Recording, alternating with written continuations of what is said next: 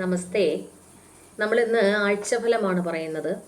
August 12 മുതൽ 18 വരെയുള്ള ഒരാഴ്ചത്തെ ഫലം. ആദ്യം മേടക്കൂറുകാരുടെ കാര്യം. അശ്വതി, ഭരണി, കാർത്തിക നക്ഷത്രത്തിന്റെ ആദ്യ കാൽഭാഗമാണ് മേടക്കൂറ്.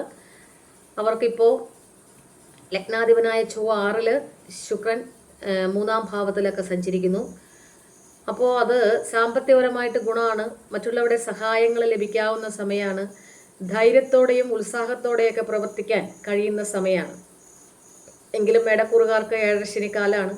12-ാം ഭാവത്തിൽ ശനി സഞ്ചരിക്കുന്ന സമയം. ആരോഗ്യപരമായിട്ട് ഇടയ്ക്കിടയ്ക്ക് ക്ലേശങ്ങൾ മാതാപിതാക്കൾക്കും അത്ര തന്നെ അനുകൂലമാക്കില്ല. 12-ാം ഭാവത്തിൽ ശനി സഞ്ചരിക്കുന്ന 2.5 വർഷക്കാലം. പിന്നെ ശനി 12 സഞ്ചരിക്കുമ്പോൾ ധനപരമായിട്ട് ഗുണമൊക്കെ ഉണ്ടെന്ന് ഞാൻ പറഞ്ഞു. എങ്കിലും അമിത ചിലവുകളും വരുത്താം. 11-ാം ഭാവത്തിൽ രാഹു സഞ്ചരിക്കുന്ന സമയം. ഭൂമി, വീട് ഇതൊക്കെയായിട്ട് ബന്ധപ്പെട്ട് ഗുണമാണ്. വീട് വയ്ക്കാം, വാങ്ങാം, കൊടുക്കാം, ഭൂമി വാങ്ങാം, ഇങ്ങനെയുള്ള കാര്യങ്ങളൊക്കെ നല്ല ഗുണം ചെയ്യുന്ന സമയമാണ്. വിവാഹയോഗമൊക്കെ ഉള്ള സമയമാണ്. അല്ലെങ്കിൽ പങ്കാളിയുമായിട്ട് ബന്ധപ്പെട്ട് ഗുണം ഉണ്ടാകുന്ന സമയമാണ്. ധനപരമായിട്ടൊക്കെ ഗുണമാണ് രാഹു 11-ൽ സഞ്ചരിക്കുമ്പോൾ.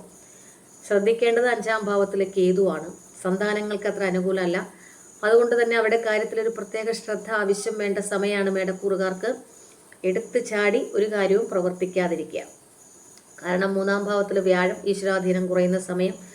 അതുകൊണ്ട് തന്നെ മേടക്കൂറുകാരെ ആത്മീയ കാര്യങ്ങളിലേക്ക് കൂടുതൽ ശ്രദ്ധ ചെലുത്തി ദോഷങ്ങളെ കുറയ്ക്കാൻ ശ്രമിക്കുക. ഇവർക്ക് 13, 14 തീയതികൾ അത്ര അനുകൂലമല്ല. ചില ആരോഗ്യ പ്രശ്നങ്ങൾ അലട്ടും. 16, 17 തീയതികൾ ധനപരമായിട്ട് അധിക ചിലവുകളും വരാവുന്ന സമയമാണ്. അടുത്ത ഇടവക്കൂറുകാരുടെ കാര്യം. കാർത്തികയുടെ അവസാന മുക്കാൽ ഭാഗം, രോഹിണി, മകീരത്തിന്റെ ആദ്യ പകുതിയാണ് ഇടവക്കൂറ്. അവർക്ക് രാഹു 10-ാം ഭാവത്തിൽ സഞ്ചരിക്കുന്ന സമയമാണ്. തൊഴിൽ രംഗത്ത് വാക്കുകൾ, പ്രവൃത്തികൾ ഒക്കെ വളരെയധികം നിയന്ത്രിക്കേണ്ടതുണ്ട്, ശ്രദ്ധിക്കേണ്ടതുണ്ട്. മേലാധികാരികളൊക്കെ ആയിട്ട് വാക്ക് തർക്കത്തിന് ഈ സമയം പോകരുത്. 2-ാം ഭാവത്തിൽ വ്യാഴവും ശുക്രനും ഒരു പരോപകാരം ഒക്കെ കൂടുന്ന സമയമാണ്. പ്രവർത്തന രംഗത്ത് ഗുണമുണ്ടാവും, ധനപരമായിട്ട് ഗുണമുണ്ടാവും. പക്ഷെ വ്യാഴം അഷ്ടമാധിപനും കൂടിയാണ് 2-ൽ സഞ്ചരിക്കുന്ന സമയം. അപ്പോൾ സാമ്പത്തികപരമായ കാര്യങ്ങളിൽ കൊടുക്കൽ വാങ്ങലിലൊക്കെ വളരെയധികം ശ്രദ്ധയോടെ കൈകാര്യം ചെയ്യുക. 11-ാം ഭാവത്തിൽ ശനി, മേലാധികാരികളിൽ നിന്ന് ആനുകൂല്യങ്ങൾ ലഭിക്കാം. കാർഷിക വൃത്തിയിലൂടെ ആദായങ്ങൾ ലഭിക്കാം. ചൊവ്വ 5-ാം ഭാവത്തിൽ സഞ്ചരിക്കുന്നു. അത് 12-ാം ഭാവാധിപനും കൂടിയാണ്. അപ്പോൾ ആരോഗ്യകാര്യത്തിൽ വേണ്ടിയിട്ട് ധനച്ചിലവുകൾ വരാം. പുറത്തു നിന്നൊക്കെ ഭക്ഷണം കഴിക്കുമ്പോൾ പ്രത്യേകത ശ്രദ്ധിക്കുക. യാത്രകൾ ചെയ്യുമ്പോൾ വളരെയധികം ശ്രദ്ധിക്കുക. ബുധനാണെങ്കിൽ 3-ാം ഭാവത്തിൽ സഞ്ചരിക്കുന്നു. അജീർണം, പനി മുതലായ രോഗങ്ങളൊക്കെ ഇടയ്ക്കിടയ്ക്ക് വരാം. പുതിയ സൗഹൃദങ്ങൾ ഇടവക്കൂറുകാർക്കുണ്ടാകാവുന്ന സമയമാണ്. അവരുമായിട്ട് യാത്രകൾ ചെയ്യുന്ന സമയമാണ്. വാഹനവുമായി ബന്ധപ്പെട്ട് ഗുണം ചെയ്യുന്ന സമയമാണ്. പക്ഷേ 10-ാം ഭാവത്തിൽ കേതുവാണ്. അതുകൊണ്ട് തൊഴിൽ രംഗത്ത് വളരെയധികം ശ്രദ്ധിക്കുക. 10-ാം ഭാവത്തിലെ രാഹുവാണ്. അതുകൊണ്ട് തൊഴിൽ രംഗത്ത് വളരെയധികം ശ്രദ്ധിക്കുക. ശാരീരിക അരിഷ്ടതകൾ മൂലം കർമ്മരംഗത്ത് നിന്ന് മാറി നിൽക്കേണ്ടതായിട്ട് വരാം. പിന്നെ സാമ്പത്തികപരമായ കാര്യങ്ങളിലും ഇടവക്കൂറുകാർ വളരെയധികം ശ്രദ്ധിക്കണം. കാരണം 2-ാം ഭാവത്തിൽ ഇപ്പോൾ വ്യാഴം സഞ്ചരിക്കുന്നു, അഷ്ടമാധിപനും കൂടിയാണ്. അപ്പോൾ സാമ്പത്തികപരമായ കാര്യങ്ങളിൽ ഒരു തൃപ്തിക്കുറവ് എപ്പോഴും ഉണ്ടാകുന്ന സമയമാണ്. ഇവർക്ക് 15, 16 തീയതികൾ ആരോഗ്യപരമായിട്ട് അത്ര അനുകൂലമല്ല. അടുത്ത മിഥുനക്കൂറുകാരുടെ കാര്യമാണ്. മകീരത്തിന്റെ അവസാന പകുതി, തിരുവാതിര, പുണർത്തത്തിന്റെ ആദ്യ മുക്കാൽ ഭാഗമാണ് മിഥുനക്കൂറ്. പൊതുവെ മിഥുനക്കൂറുകാർക്ക് 3-ാം ഭാവത്തിൽ കേതു, 2-ാം ഭാവത്തിൽ ബുധൻ, ലഗ്നത്തിൽ ശുക്രൻ, ഇതൊക്കെ ധനപരമായിട്ട് ഗുണം ചെയ്യുന്ന സമയം തന്നെയാണ്. വസ്ത്രങ്ങൾ, ആഭരണങ്ങൾ ഇതൊക്കെ ലഭിക്കാവുന്ന സമയം. 2-ാം ഭാവത്തിൽ ബുധൻ സഞ്ചരിക്കുമ്പോൾ ബന്ധുക്കളുടെ സഹായം, കുടുംബസുഖം ഇതൊക്കെ ലഭിക്കേണ്ട സമയമാണ്. ലഗ്നത്തിൽ വ്യാഴം ശാരീരിക അരിഷ്ടതകൾ ഉണ്ടാക്കും. ലഗ്നത്തിൽ ശുക്രൻ കുടുംബത്തിൽ നിന്ന് മാറി നിൽക്കേണ്ടതായിട്ട് വരാം. ലഗ്നവ്യാഴം 7-ാം ഭാവാധിപനും കൂടിയായതിനാൽ അധിക ഉത്തരവാദിത്തങ്ങൾ വന്നു ചേരാം. പങ്കാളിയുടെ സഹായങ്ങൾ ലഭിക്കാം. 4-ാം ഭാവത്തിൽ ചൊവ്വയാണ്. കുടുംബവുമായി ബന്ധപ്പെട്ട് ചില കടങ്ങൾ വരാം. വാഹനവുമായി ബന്ധപ്പെട്ട് ചില അപകടങ്ങളും വാക്ക് തർക്കങ്ങളും വരാം. മാതാവിന് അത്ര തന്നെ അനുകൂലമായിരിക്കില്ല. 9-ാം ഭാവത്തിൽ രാഹുവാണ്. അപ്പോൾ ആരോഗ്യ പ്രശ്നങ്ങൾ, പ്രത്യേകിച്ച് പിതൃസ്ഥാനീയർക്ക് ആരോഗ്യ പ്രശ്നങ്ങൾ അലട്ടാം. 10-ൽ ശനിയാണ്. ജാതകത്തിൽ ശനി അനുകൂല സ്ഥാനത്ത് ആണെങ്കിൽ ഉദ്യോഗക്കയറ്റം, പുതിയ തൊഴിൽ ലഭിക്കുക, പദവികൾ ലഭിക്കുക, അങ്ങനെയുള്ള കാര്യങ്ങളൊക്കെ ഉണ്ടാവും. അതൊക്കെ ശനി നല്ല സ്ഥലത്ത് നിൽക്കുകയാണെങ്കിൽ ജാതകത്തിൽ അനുകൂലമാണെങ്കിൽ ഇതൊക്കെ ലഭിക്കാം. പക്ഷേ ജാതകത്തിൽ അനുകൂലം അല്ല എങ്കിൽ മിഥുനക്കുറുകാർക്ക് ഇപ്പോൾ 10ാം ഭാവത്തിൽ സഞ്ചരിക്കുമ്പോൾ കണ്ടകശനിക്കാലാണ്. കർമ്മരംഗം അത്ര അനുകൂലമാവില്ല, ചില ക്ലേശാനുഭവങ്ങൾ ഉണ്ടാവും. പിന്നെ കർമ്മരംഗത്ത് പെരുമാറ്റവും വാക്കുകളും വളരെയധികം മിഥുനക്കൂറുകാർ ശ്രദ്ധിക്കേണ്ട സമയമാണ്. മേലാധികാരികളൊക്കെ ആയിട്ട് തർക്കങ്ങൾക്ക് പോകരുത്. അവരുമായിട്ട് തർക്കങ്ങൾ വരാം, ചില നഷ്ടങ്ങൾ അതുമൂലം ഉണ്ടാകാം. പിന്നെ ആരോഗ്യരംഗത്താണെങ്കിൽ അലർജി രോഗങ്ങൾ, നേത്രരോഗങ്ങൾ, ഹൃദയ സംബന്ധമായ രോഗങ്ങളൊക്കെ മിഥുനക്കൂറുകാർക്ക് അലട്ടാം. ഇവർക്കാണെങ്കിൽ കർമ്മരംഗത്ത് 12ാം തീയതി വളരെയധികം ശ്രദ്ധിക്കുക. ചിലരുടെ ഇടപെടലുകൾ ചില നഷ്ടങ്ങൾ വരുത്താം.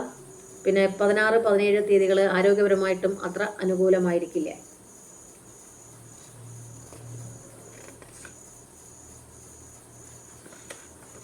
അടുത്ത കർക്കിടകൂറുകാരുടെ കാര്യം.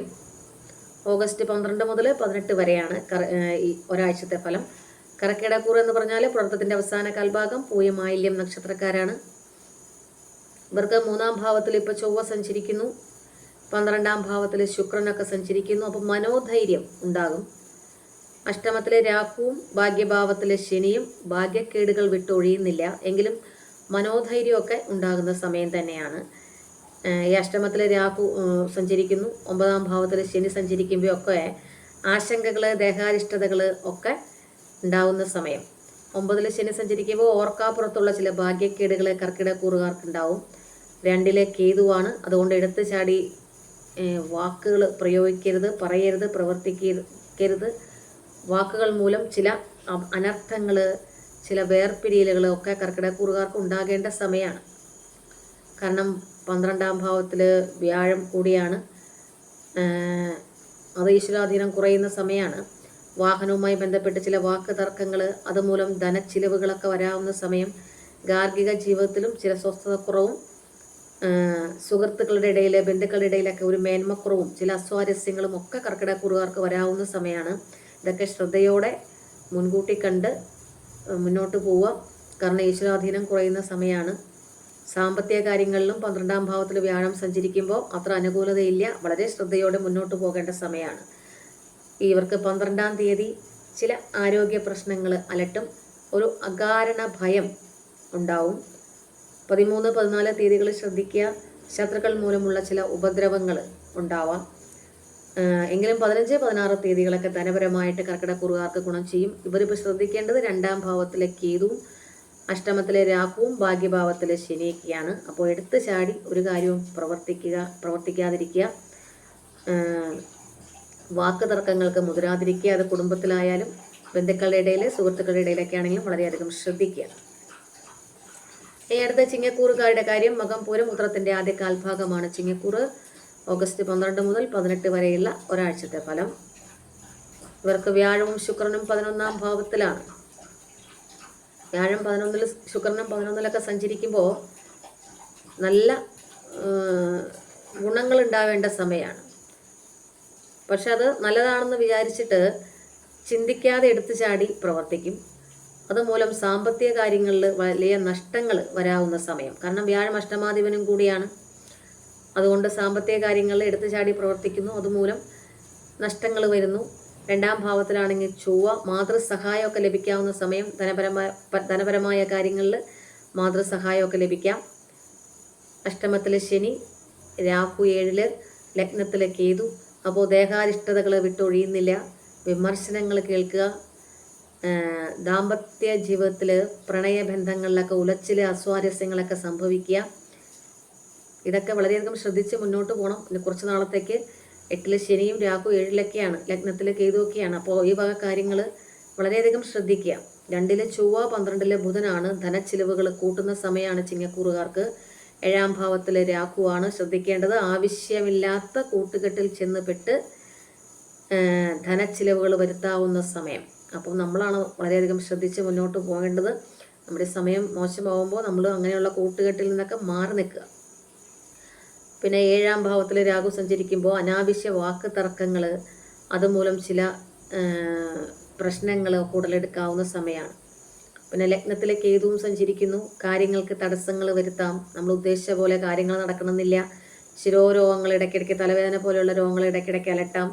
വയറ് സംബന്ധമായ രോഗങ്ങൾ ഇടയ്ക്കിടയ്ക്ക് അലട്ടാം, കുടുംബത്തിൽ ചില അസ്വാരസ്യങ്ങൾ ഉണ്ടാക്കാം, കുടുംബത്തിലെ കാര്യങ്ങളിൽ ചില സംശയങ്ങൾ ഉണ്ടാവാം. ഇങ്ങനെയുള്ള കാര്യങ്ങളൊക്കെ ചിങ്ങക്കൂറുകാർക്ക് ഉണ്ടാവാവുന്ന സമയമാണ്. സാമ്പത്തികപരമായ കാര്യങ്ങൾ എടുത്തു ചാടി പ്രവർത്തിക്കാതിരിക്കുക. 13, 14 തീയതികൾ ഇവർക്ക് ആരോഗ്യപരമായിട്ട് അത്ര നല്ലതല്ല. വാഹനമൊക്കെ ഓടിക്കുമ്പോൾ വളരെയധികം ശ്രദ്ധിക്കുക. വാഹനവുമായി ബന്ധപ്പെട്ട് ചില അപകടങ്ങളൊക്കെ വരാവുന്ന സമയമാണ്. 15, 16 തീയതികൾ മറ്റുള്ളവരുടെ ഇടപെടലുകൾ മൂലം ചില മാനസിക വിഷമതകളും ചിങ്ങക്കൂറുകാർക്ക് അനുഭവിക്കേണ്ട സമയമാണ്. അതൊക്കെ ശ്രദ്ധിച്ച് കരുതി കാത്തിരിക്കുക. ഇനി അടുത്ത കന്യക്കൂറുകാരുടെ കാര്യം. ഉത്രത്തിൻ്റെ അവസാന 3/4 ഭാഗം, അത്തം ചിത്തിരയുടെ ആദ്യ പകുതിയാണ് കന്യക്കൂറ്. അവർക്ക് ലഗ്നത്തിൽ ചൊവ്വ, അപ്പോൾ 7 ശനിയാണ്. അപ്പോൾ ലഗ്നത്തിലും നിവർത്തി സ്ഥാനത്തും 2 പാപഗ്രഹങ്ങളാണ്.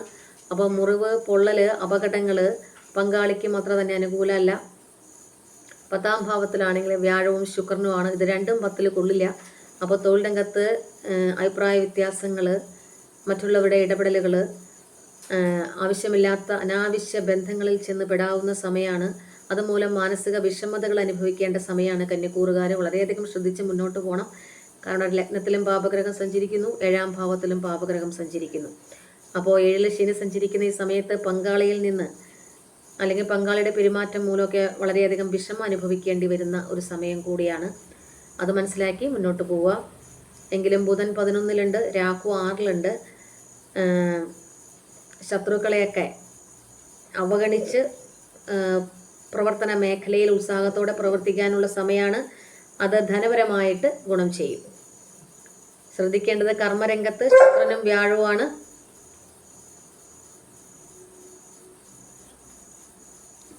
കർമ്മമേഖലയിൽ തടസ്സങ്ങൾ ഉണ്ടാക്കുമെങ്കിലും ഈ ബുധൻ 11ൽ രാഹു 6ലൊക്കെ സഞ്ചരിക്കുന്ന സമയം അതൊക്കെ അതിജീവിച്ച് ഒരു ഉത്സാഹമൊക്കെ വർദ്ധിച്ച് പ്രവർത്തന മേഖലയിൽ ഗുണമുണ്ടാക്കാനും കഴിയും കന്യക്കൂറുകാർക്ക്. ശ്രദ്ധിക്കേണ്ടത് ലഗ്നത്തിൽ ചൊവ്വയും 7ൽ ശനിയുമാണ്. അപ്പോൾ മറ്റുള്ളവരുടെ ഇടപെടലുകൾ ഉണ്ടാവും. അതുകൊണ്ട് തന്നെ ജീവിതം വളരെയധികം ശ്രദ്ധയോടെ മുന്നോട്ട് കൊണ്ടുപോകണം. വിമർശനങ്ങൾ ഉണ്ടാവും, അപവാദങ്ങൾ കേൾക്കേണ്ടി വരും. വളരെ ശ്രദ്ധയോടെ മറ്റുള്ളവരുടെ ചതിയിൽപ്പെടാതെ കന്യക്കൂറുകാർ മുന്നോട്ട് പോവുക. 15, 16, 17 തീയതികൾ മറ്റുള്ളവരാൽ ഈ വിമർശനങ്ങളൊക്കെ കേൾക്കാം, അല്ലെങ്കിൽ മറ്റുള്ളവരുടെ വാക്കുകൾ നമ്മളെ വളരെയധികം വേദനിപ്പിച്ചേക്കാം. അടുത്ത തുലാക്കൂറുകാരുടെ കാര്യമാണ്. ചിത്തിരയുടെ അവസാന പകുതി, ചോതി, വിശാഖത്തിൻ്റെ ആദ്യ 3/4 ഭാഗമാണ് തുലാക്കൂറ്. ഓഗസ്റ്റ് 12 മുതൽ 18 വരെയുള്ള ഒരാഴ്ചത്തെ സമയം.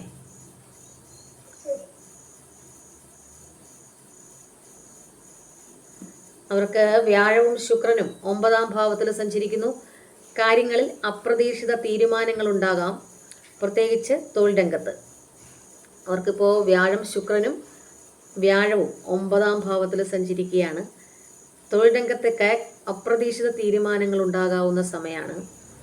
എങ്കിലും 10ൽ ബുധൻ സഞ്ചരിക്കുമ്പോൾ ആശങ്ക വിട്ട് ഒഴിയുന്നില്ല തൊഴിൽ രംഗത്ത്. ശ്രദ്ധിക്കേണ്ടത് 12ാം ഭാവത്തിൽ ചൊവ്വയാണ്. അത് 2ഉം 7ഉം ഭാവാധിപനാണ് ചൊവ്വ. സ്വഭാവത്തിൽ കുറച്ച് കാർക്കശ്യമൊക്കെ കൂട്ടാം ഈ 12ൽ ചൊവ്വ സഞ്ചരിക്കുമ്പോൾ.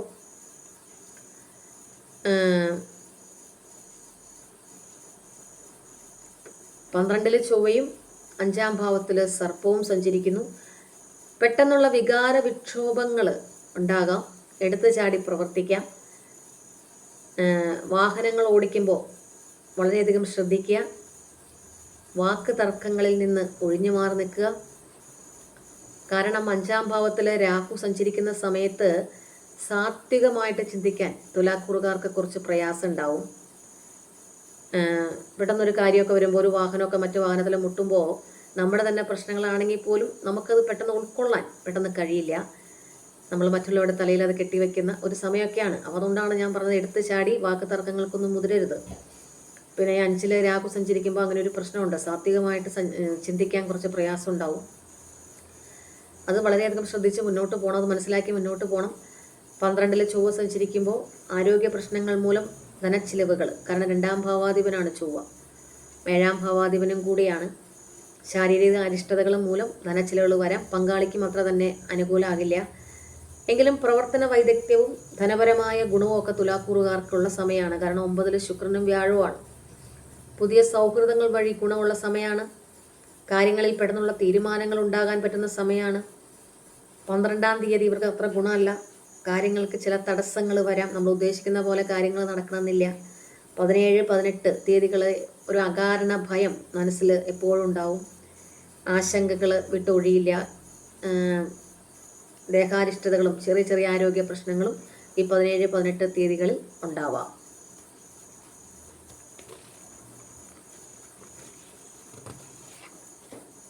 അടുത്ത വൃശ്ചികക്കൂറുകാരുടെ കാര്യം. വിശാഖത്തിന്റെ അവസാന കാൽഭാഗം അനിഴം തൃക്കേട്ടയാണ് വൃശ്ചികക്കൂറ്. അവർക്ക്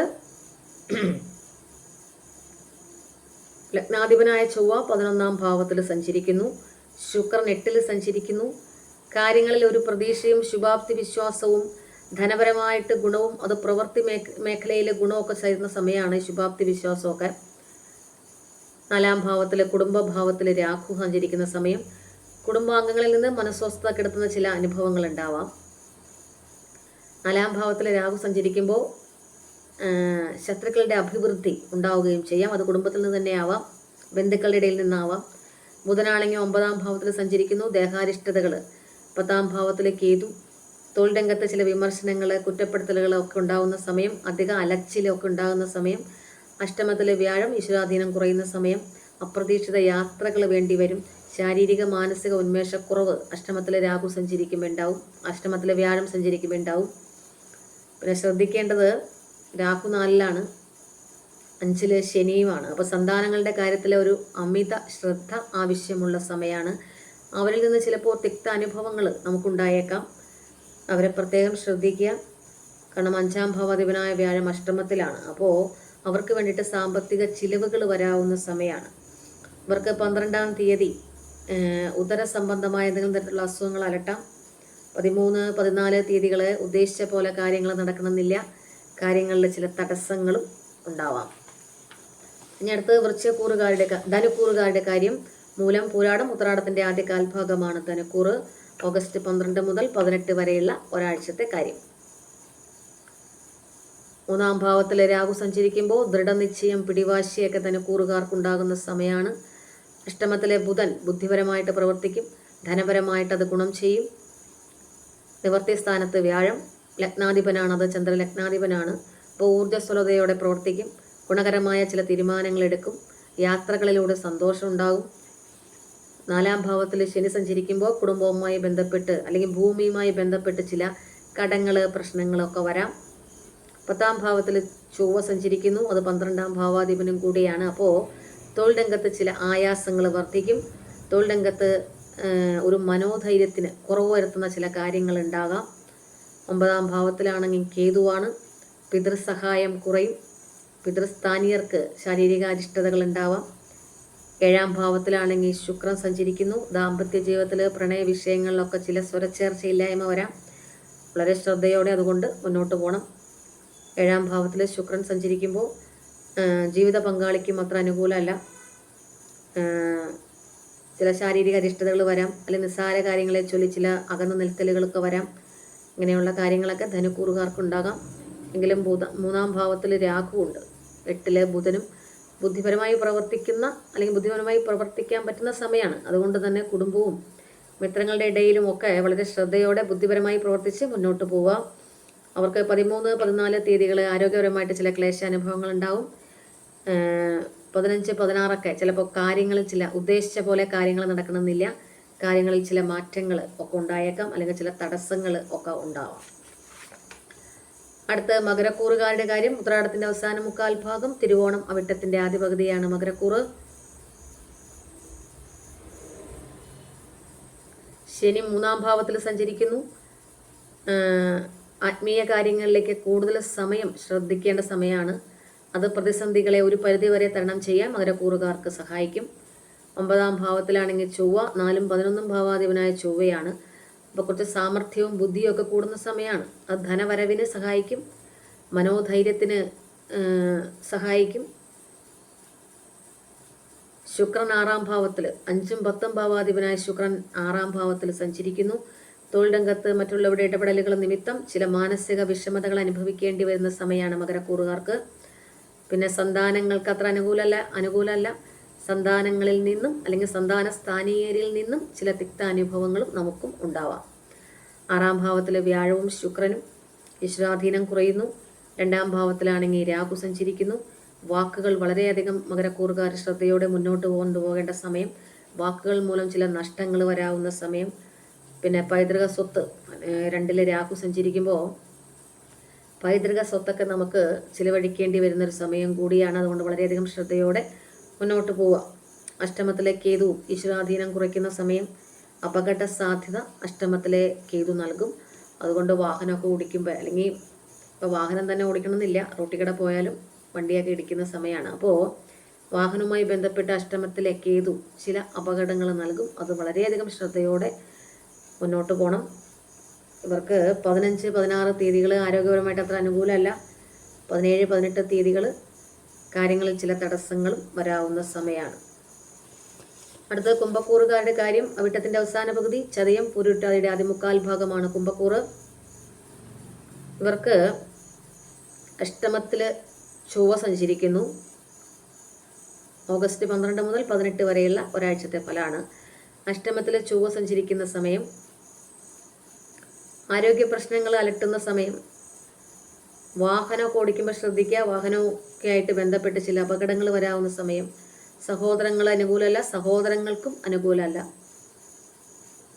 തൊഴിൽ രംഗത്താണെങ്കിൽ ശാരീരിക ക്ലേശങ്ങൾ മൂലം മനസ്വസ്ഥത കുറയുന്ന സമയം. ലഗ്നത്തിലെ രാഹുവാണ്, ചന്ദ്രലഗ്നത്തിലെ രാഹുവാണ്. അപ്പോൾ ത്വക്ക് രോഗങ്ങൾ, ഇടയ്ക്കിടെയുള്ള തലവേദന, പെട്ടെന്നുള്ള ദേഷ്യം വരവ്, അലർജി രോഗങ്ങളൊക്കെ ഈ ലഗ്നത്തിലെ രാഹു സഞ്ചരിക്കുമ്പോൾ ഉണ്ടാവും. 7-ാം ഭാവത്തിലാണെങ്കിൽ കേതു. അപ്പോൾ ലഗ്നത്തിലും നിവർത്തി സ്ഥാനത്തും 2 പാപഗ്രഹങ്ങൾ. അപ്പോൾ നമുക്ക് കുറച്ച് ആലസ്യമൊക്കെ വർദ്ധിക്കും. വിചാരിച്ച് വച്ചിരിക്കുന്ന കാര്യങ്ങളിൽ ചില തടസ്സങ്ങൾ വരാം, അല്ലെങ്കിൽ കാര്യങ്ങൾ അങ്ങനെ തന്നെ നടക്കണമെന്നില്ല. അഷ്ടമത്തിലാണെങ്കിൽ ചൊവ്വ. എടുത്തു ചാടി തീരുമാനങ്ങൾ എടുക്കുന്ന സമയം. പക്ഷേ അങ്ങനെ തീരുമാനങ്ങളൊക്കെ എടുക്കരുത്. അത് മുൻകൂട്ടി മനസ്സിലാക്കി മുന്നോട്ട് പോകും. അത് അപകടങ്ങൾ ചെയ്യും. എങ്കിലും പൊതുവെ 5-ൽ വ്യാഴവും ശുക്രനും. ശനിയാണെങ്കിൽ 2-ാം ഭാവത്തിൽ, ചന്ദ്രലഗ്നാധിപനാണ് 2-ാം ഭാവത്തിൽ. ധനപരമായിട്ട് ഗുണം ചെയ്യും. സന്താന ഗുണം, ഒരു ഭാഗ്യമൊക്കെ കുംഭക്കൂറുകാർക്കുണ്ടാകുന്ന സമയമാണ്. വിദ്യാപരമായിട്ട് ഗുണം, യാത്രാ ഗുണം, ഇതൊക്കെ കുംഭക്കൂറുകാർക്കുണ്ടാവും. ശ്രദ്ധിക്കേണ്ടത് അഷ്ടമത്തിലെ ചൊവ്വയാണ്. അത് ചൊവ്വ മുറിവ്, പൊള്ളൽ, ശസ്ത്രക്രിയ പോലെയുള്ള കാര്യങ്ങൾക്കൊക്കെ അത് 8-ാം ഭാവത്തിലാവുമ്പോൾ അപകടകരമായ കാര്യങ്ങളൊക്കെ ഉണ്ടാവാൻ ശ്രദ്ധിക്കുക. പൊതുവെ 13, 14 തീയതികൾ ഇവർക്ക് അധിക ചിലവുകൾ വരാവുന്ന സമയം. 15, 16 തീയതികൾ ആരോഗ്യ പ്രശ്നങ്ങൾ അലട്ടാവുന്ന സമയം. അടുത്തത് മീനക്കൂറുകാരുടെ കാര്യം. പൂരുട്ടാതിയുടെ അവസാന കാൽഭാഗം, ഉത്രട്ടാതി രേവതിയാണ് മീനക്കൂറ്.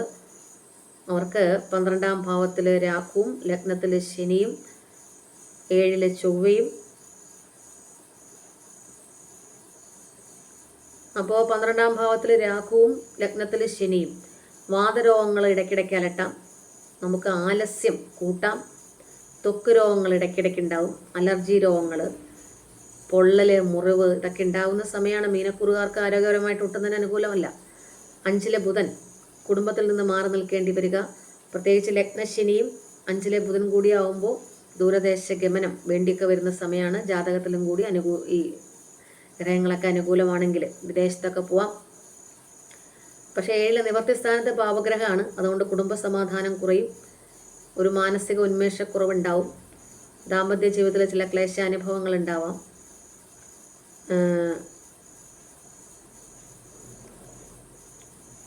ആരോഗ്യം മീനക്കൂറുകാർക്ക് ഒട്ടും തന്നെ അനുകൂലമല്ല. മറ്റുള്ളവരുടെ പെരുമാറ്റങ്ങൾ മനസ്സിനെ വിഷമിപ്പിക്കാം. സഹോദര സ്ഥാനീയതയൊക്കെയായിട്ട് കലഹങ്ങൾ ഉണ്ടാവാം. ധനപരമായിട്ട് മീനക്കൂറുകാർക്ക് അത്ര തന്നെ അനുകൂലമായ സമയമൊന്നുമല്ല. കൂട്ടു സംരംഭങ്ങൾ നടത്തുന്നവർ പ്രത്യേകം ശ്രദ്ധിക്കുക. 7-ാം ഭാവത്തിൽ ചൊവ്വയാണ്. ഒറ്റപ്പെടാം, നമ്മളെ ഒറ്റപ്പെടുത്താം. 4-ാം ഭാവത്തിൽ വ്യാഴമാണ്. 4-ാം ഭാവത്തിൽ വ്യാഴം സഞ്ചരിക്കുമ്പോൾ അത്ര അനുകൂലമൊന്നുമല്ല. വാഹനവുമായി ബന്ധപ്പെട്ട് ഗുണമാണ്, എങ്കിലും മാതാവിന് അത്ര അനുകൂലമല്ല. പിന്നെ 4-ാം ഭാവത്തിൽ ശുക്രനും കൂടിയുണ്ട്. അത് ഗുണമാണ് മീനക്കൂറുകാർക്ക്. വീടുമായി ബന്ധപ്പെട്ട് ചില കാര്യങ്ങളൊക്കെ നടക്കാം. അറ്റകുറ്റപ്പണി നടക്കാം. വീട്ടിലേക്ക് ആവശ്യമുള്ള കാര്യങ്ങളൊക്കെ വാങ്ങാം. വാഹനവുമായി ബന്ധപ്പെട്ട് ഗുണമാണ്. പക്ഷെ വ്യാഴം 4-ലുണ്ട്. അതുകൊണ്ട് തന്നെ അത് മാതാവിന് അത്ര തന്നെ അനുകൂലമാക്കില്ല. ഇവർക്ക് 12-ാം തീയതി ശാരീരിക ക്ലേശങ്ങൾ, രോഗപീഠകളൊക്കെ അലട്ടാം, കൂടുതൽ അലട്ടാം. 15, 16 തീയതികൾ അധിക ധനച്ചിലവുകളും വരുത്താം. ഇതൊരിക്കലും ഒരു വ്യക്തിയെ സംബന്ധിച്ചുള്ള ഫലമല്ല എന്നറിഞ്ഞ് കേൾക്കുക. നക്ഷത്രത്തെ ആസ്പദമാക്കിയുള്ള ചരവശാലുള്ള ഭേദാതി ദോഷങ്ങളൊക്കെ പരിഗണിച്ചുകൊണ്ടുള്ള ഫലമാണ്. അത് മനസ്സിലാക്കി കേൾക്കുക. അപ്പോൾ എല്ലാവരെയും ഈശ്വരൻ അനുഗ്രഹിക്കട്ടെ എന്നൊരിക്കൽ കൂടി പ്രാർത്ഥിക്കുന്നു. എല്ലാവർക്കും നമസ്തേ.